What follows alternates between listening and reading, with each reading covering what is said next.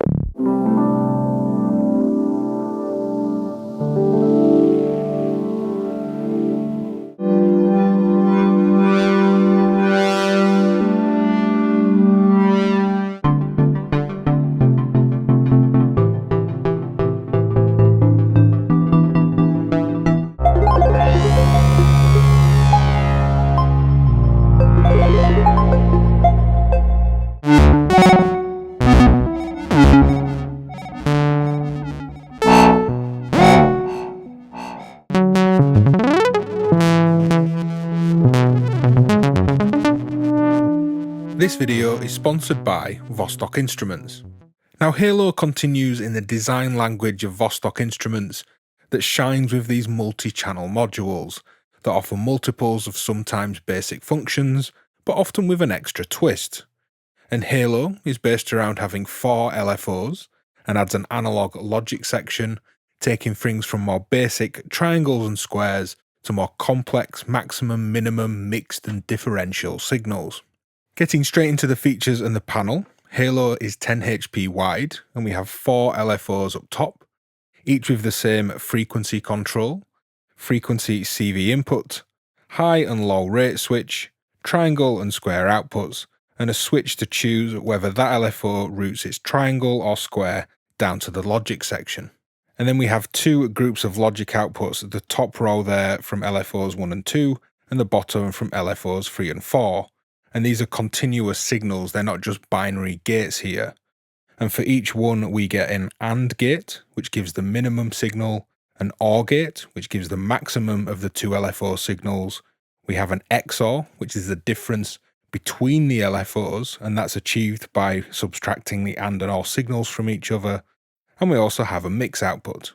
So that's 16 outputs to play with, from more basic building blocks through to more advanced and complex signals, to modulate a whole host of potential things in a modular system. The patches are on screen now. There's lots of examples for making use of LFOs in general and why you might want more LFOs in general for your setup. Skip around as you like, and without further ado, let's dive in. So I wanted to start here really quite basically with a very basic synth voice made up of one oscillator and a filter and a VCA sharing the same envelope.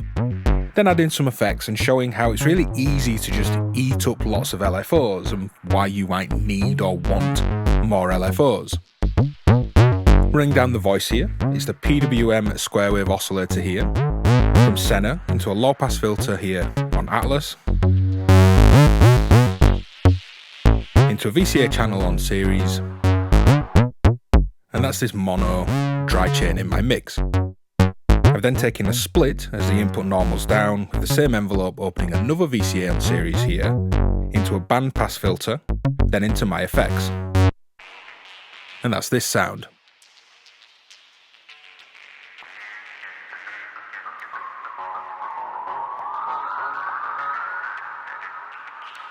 Let's remove the effects for now and go through the 4 LFOs that I'm using. The first one is the PWM. And they're all coming in assets here, just so I can attenuate and offset if that seems suitable. But with no LFOs, this is the sound. Square wave, low pass, VCA. Really simple. The green trace here, the top LFO, these are all triangles on the direct triangle outputs, is going to PWM. So maybe opening this envelope a little bit more and turning up the LFO to PWM. With that lovely, rich, pulse width modulation sound.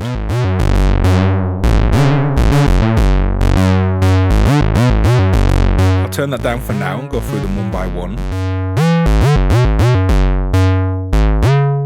The next one, the blue trace, blue cables here, goes to my filters cutoff, so turning down the filter a bit. It's also modulated by my main envelope, that's why you can hear that filter opening. LFO to filter cutoff.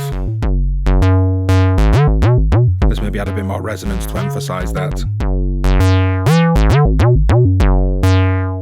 And just there on its own, just two separate LFOs, one to the filter and another to PWM. It's a very simple way to create a really rich sound from very simple kind of basic analog sources. The next LFO goes to my envelope cutoff, it's contour 1 here, function generator, and the fall time is modulated by the red cables and red trace.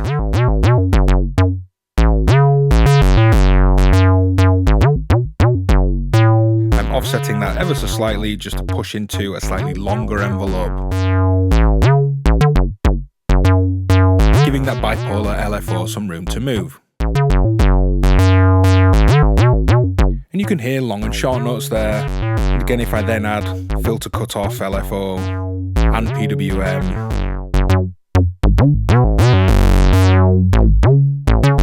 that's 3 LFOs on a basic analog synth voice, giving some interesting movement and lots of life to the patch. Now the 4th LFO modulates the bandpass filter that goes to my effects. So I'm muting the dry sound here. As I say, this is a copy of that dry sound into a bandpass, into delays and reverbs, and as I sweep that manually,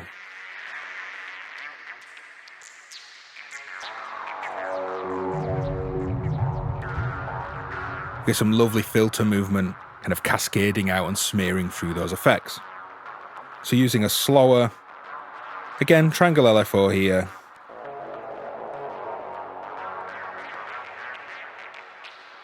again, we've just got some independent movement in that effects chain on top of independent pulse width, filter modulation and envelope time modulation from 4 basic sources. Here I'm using the analog logic section with the AND and OR outputs as logic max and logic min blends of these LFOs. From the first 2, we're controlling a stereo filter patch over an arpeggiator line, and on the bottom 2, red and yellow cables and trace there, is controlling a stereo filter just over a droning kind of bass oscillator. Now I'll pull back the patching and we'll go through it. Now the way that this logic section works is the top row here takes oscillators 1 and 2, or rather LFOs 1 and 2. They are oscillators though, just low frequency ones. And the bottom section takes 3 and 4. Now AND logic will always give the minimum value between 2 inputs, and it's continuous here. You can see it's not like a Boolean logic gate thing where it's binary on or off. And then OR logic always gives the maximum value. So if I just turn the drone down, maybe turn up the filters for this arpeggio a little bit, this green trace is the AND, and that's going to modulate the left-hand filter on the arpeggio pattern. And at the moment, because of the normaling, you can hear this modulating both filters, but as I then patch in the blue OR output, we have the max or the OR opening the right side, and the AND or the min, the minimum value, opening the left. So that's 2 filters patched left and right like a stereo filter with independent LFOs modulating those cutoffs. Now turning that one down, I've then switched the order as to what goes where. It's AND to left or to right for the top sound, but then I've done OR to left and AND to right on the other side. So as I patch these in to modulate the bass sound,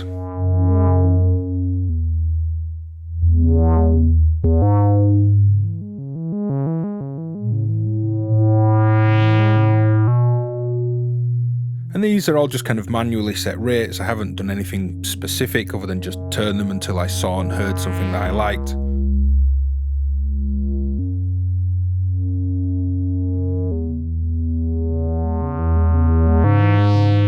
So turning up the filters for the arpeggiator as well, 2 stereo voices, 2 lots of and or max and min controlling these 2 stereo filters.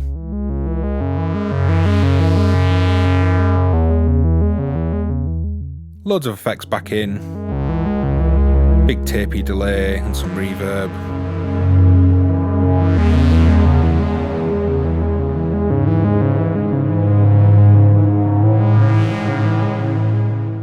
So here I'm playing around with LFOs on drums, and also just playing into this idea that if we have repetitive rhythms, we could just have free moving kind of modulation that makes these patches more exciting. Now here's the thing that isn't modulated in the patch, it's just a few samples, just a hi-hat and a snare. Let's mute that and listen to the kick drum from Trinity first. Now the red trace, which is the AND output from outputs 3 and 4, and I'm sending the square wave from 4, so it's quite an interesting shape there. That has the time of its pitch bend on the kick drum modulated. So if I turn that up quite a lot,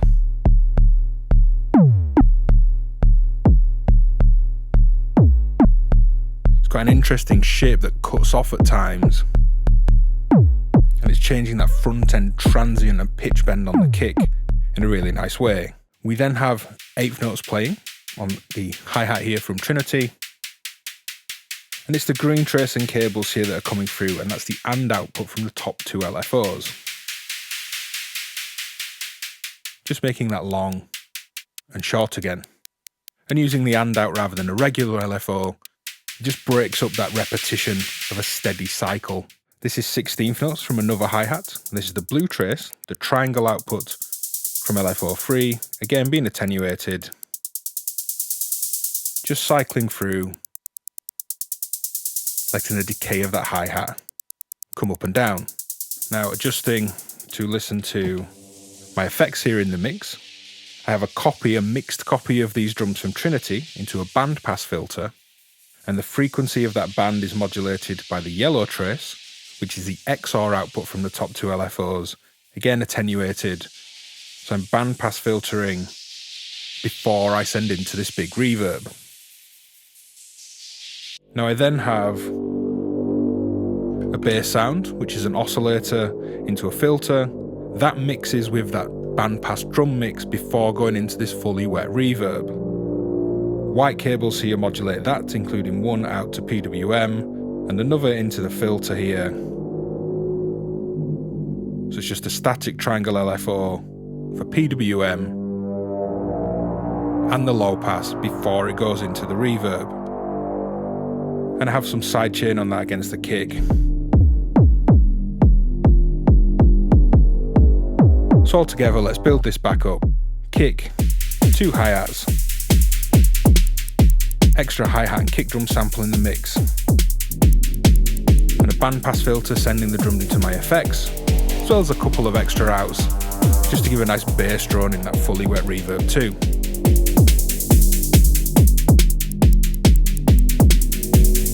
And as a reminder, if I pull everything here, this is the sound, static. It's alright, it's a bit repetitive, but then with all the movement added back in,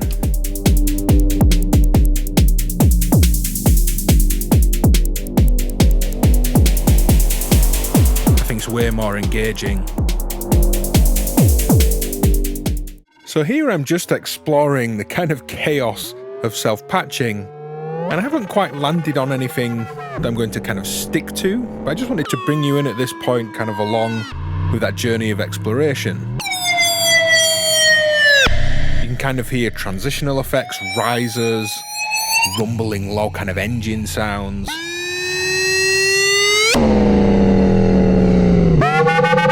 And this is the kind of thing that I might record, sample, pick out little golden moments from. Here we have, through this attenuator, pitch modulation from the top of triangle LFO. It's the AND output here from the top 2, which is what the green trace on the scope is, modulating the folding. I have an output here as well, modulating the pan, so you'll hear this kind of zipping around. And if I just take a steady rhythm, and actually patch this in to VCA my mixer.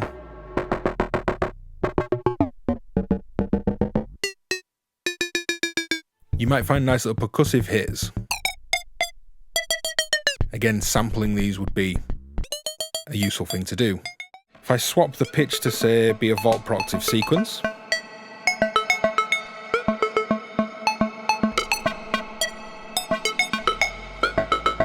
and I think there's some really interesting moments in there when we have melodic pitch information, but chaotic panning, chaotic folding.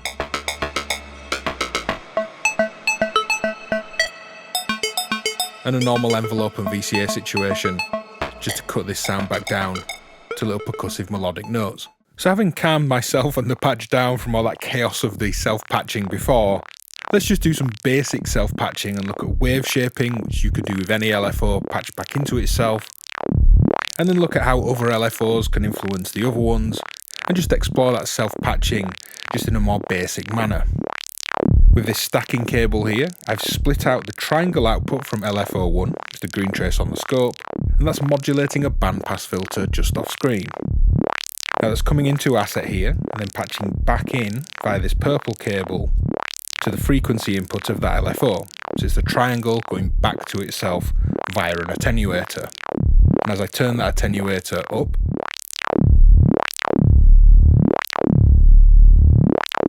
notice we can wave shape, create these kind of tight exponential whips. We can wave shape that triangle with itself via FM. Now if I was to invert this triangle, which I can do on asset here, on this switch,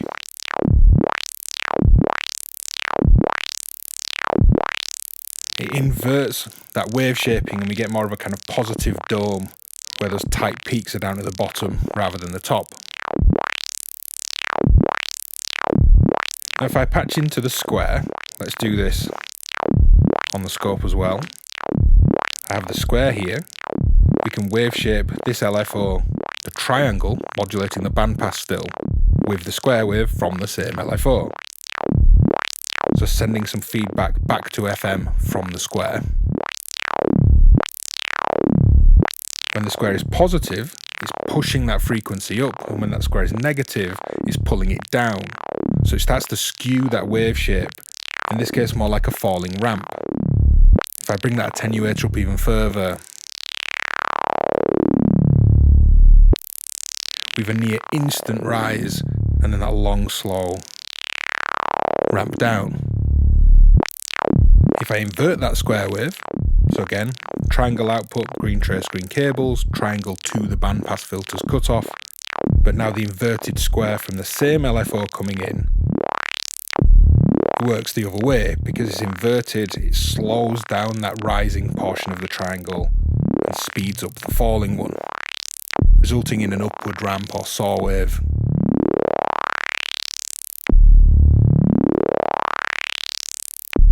But what I find starts to get really interesting is if you actually modulate one LFO with another. And let's just remove this blue trace for a moment. I'll take the triangle from LFO2 here. That's set slower than this first one. So as I raise its effect on the frequency, let's slow it down even more.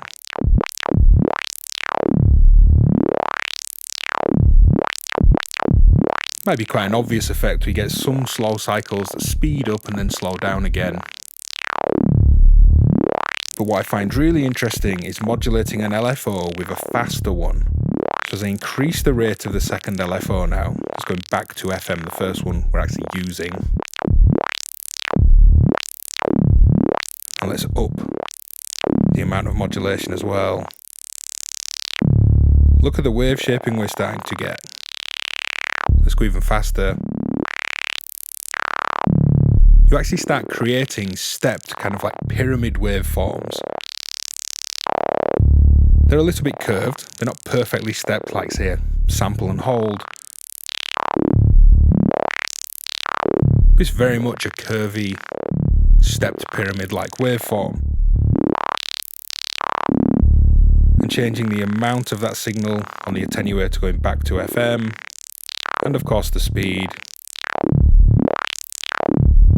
can change the amount of steps there in the waveform. So Vostok Instruments suggests that these XOR outputs are kind of organic and evolving modulation, so I wanted to explore that here, not talk too much and just let you listen to it. But to explain quickly here, let's remove the effects and my filtered version of this sound. Here's a stereo keys and piano loop that's running into the modular system, and here it is dry in the modular. Muting the dry sound. This is that sound you just heard into two bandpass filters, one hard left, one hard right. LFOs 1 and 2 on the top logic section. The XOR here is the blue cables and blue trace, with a bit of attenuation, modulating the bandpass filter cutoff. And then on the right side, LFOs 3 and 4, and that XOR section. Yellow cables, yellow trace, same amount of attenuation. Those two modulate the right hand side.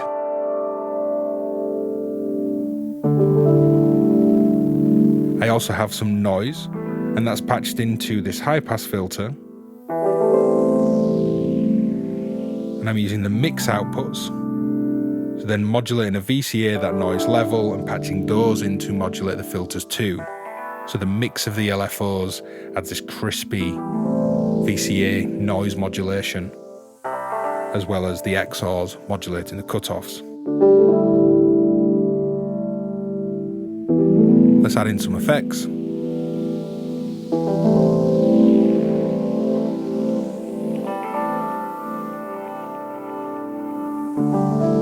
Just listen to how this swirls around the two bandpasses in stereo from those organic XOR outputs.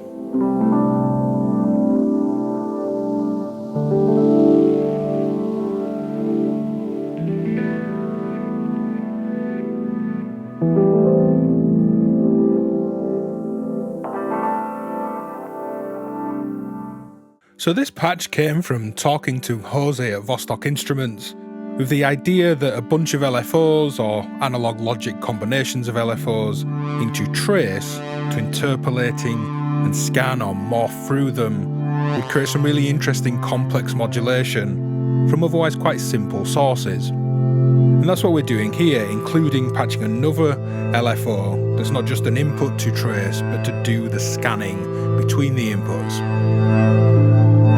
If I reduce the modulation here and just go to the first input, the 4 LFOs that are the inputs to trace are on screen here. Green cables, channel 1, LFO 1's triangle wave. Nice and simple. The second channel is the AND logic, combining the 3rd and 4th LFOs, and that's the blue cables and blue trace. The third input to trace is the XOR logic output from the top 2 LFOs. It's the most active of the bunch there. And then the 4th input is LFO 3's triangle, just nice and simple again. And the rates I've just kind of dialed in anywhere that just felt good. I'm then using LFO 4's triangle wave, which we can't see on screen, but it's this orange cable, to scan through to be the thing that selects and morphs through those inputs. So placing that in the middle, turning up modulation here. We have XOR logic, AND logic, and 2 triangles being scanned between at the rate of another triangle. And then this singular kind of trace scanned morphed complex LFO source is modulating everything in the patch. It's all the purple cables, and there's 7 destinations. PWM and filter, inverted version to another filter, folding, triangle shaping, 2 panners, all from that same halo and trace, patched up complex LFO.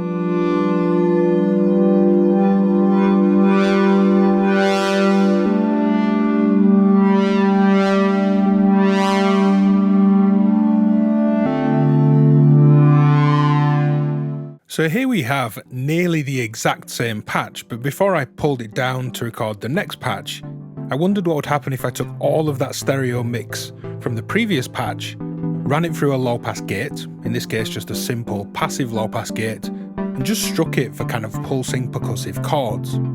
I've sped up my sequencing of pitch here and used the gate from that sequencer just to create these pulses. I'm using DivKid to throw those between two different envelopes that ping each side, so random probability coin tossing between a left strike or a right strike. And then added some effects back in again. I've sped up the modulation a little bit, but it's otherwise exactly the same. Chordal sequencing of center, some panning, some PWM, oscillator shaping, filters, brought together in stereo, now struck by two low-pass gates as a stereo rhythmic thing. I think it sounds great. I'll let you just listen to it for a moment.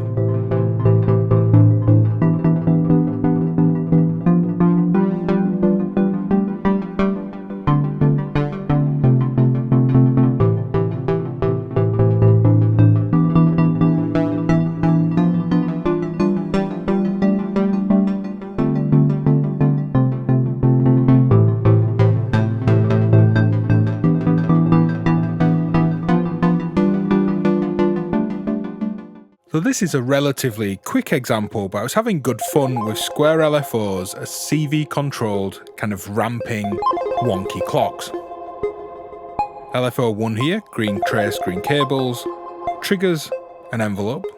That envelope is the blue trace here, with through some attenuation on asset, frequency modulates the frequency, the rate of LFO 2. And LFO 2 square wave, yellow cables and yellow trace is used as a timing mechanism to move through an arpeggiator style pattern on my sequencer here and to trigger an envelope to control that sound. Now you could use this wonky ramping clock to then pull clock divisions from, pull other rhythms out of your sequencing, but just this kind of free moving clock I find quite interesting playing an arpeggiator or arpeggio-like pattern to just play kind of bass lines over the top. So I'm going to play the keys over here and do that for a moment.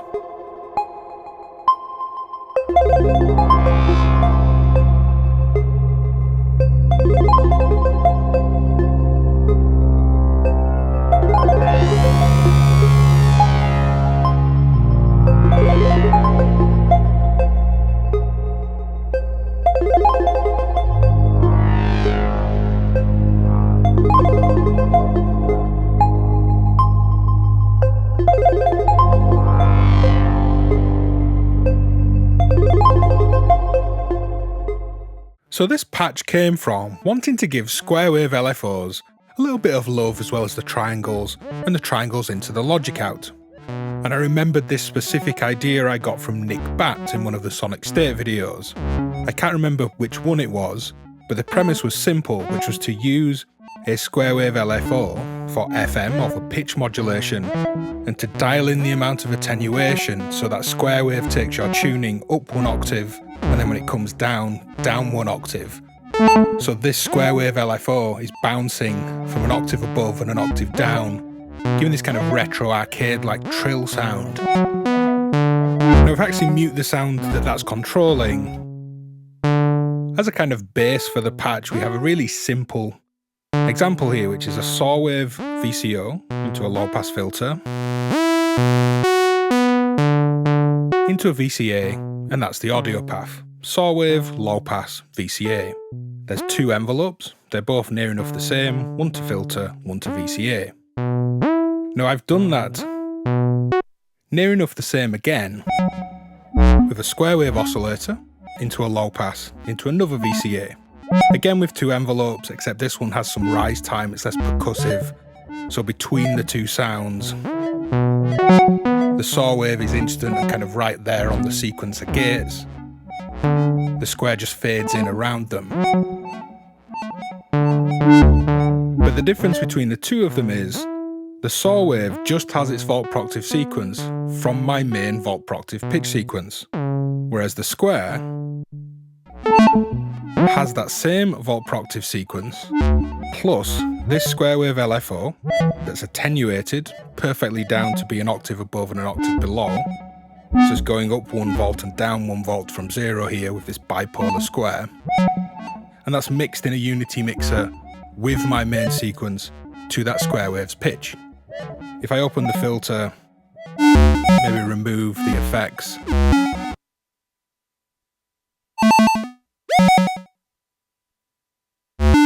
I could speed this up.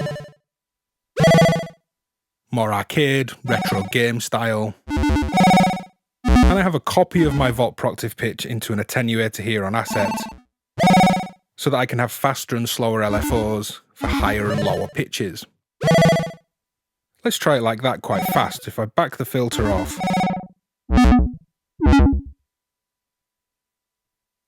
some delay back in and a bit of reverb.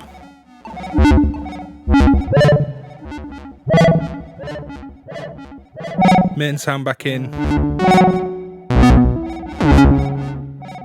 And you might be really into these kind of retro, kind of pulse game-like sounds. But if I slow down that LFO again,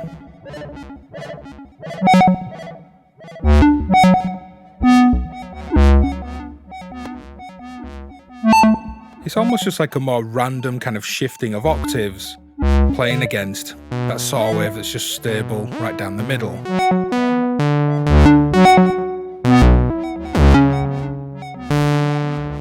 And it's only that square wave bouncing around that's in the effects. The saw wave is dry, adding to the idea of 2 layers and more depth and kind of stereo image in the mix. So in this patch, we're letting Halo make music all by itself. We have a generative patch, totally driven by these LFOs.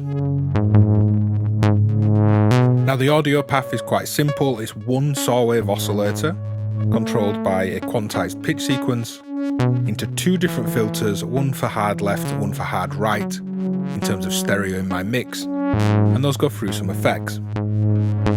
Now my pitch information comes from the XOR output, that difference between LFOs 1 and 2 on that top row there. That's the green trace on the scope. I'm attenuating it slightly and then running it into a quantizer. I'm choosing when to quantize a new note via the OR output, blue cables and blue trace here. That OR square wave logic LFO also fires my envelope for my left hand side, my left hand filter, and the AND output, yellow trace and cables there, fires an envelope into my right side filter. And they're not just steady LFOs like they would be on those direct outputs, because it's the AND and the OR logic combining 3 and 4 there. So there's a nice kind of broken up rhythm, stereo image, and interactivity between them.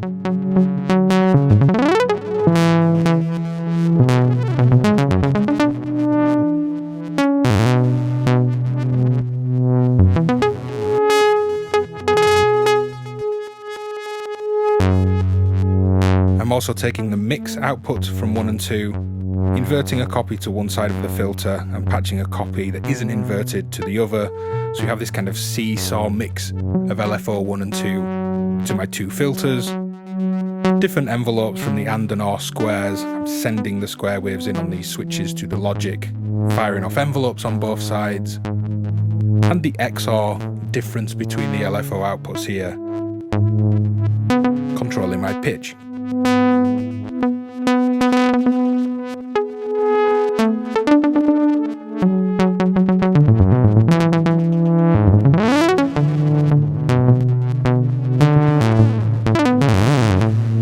If you've got this far in the video, drop a hard sync down in the comments. What are you using for LFOs? Do you need some more in your systems? Let us know. Head to patreon.com to support what we do, to gain access to the DivKid Discord community, along with plenty of other exclusives. Thanks for watching, and I'll see you next time. Bye!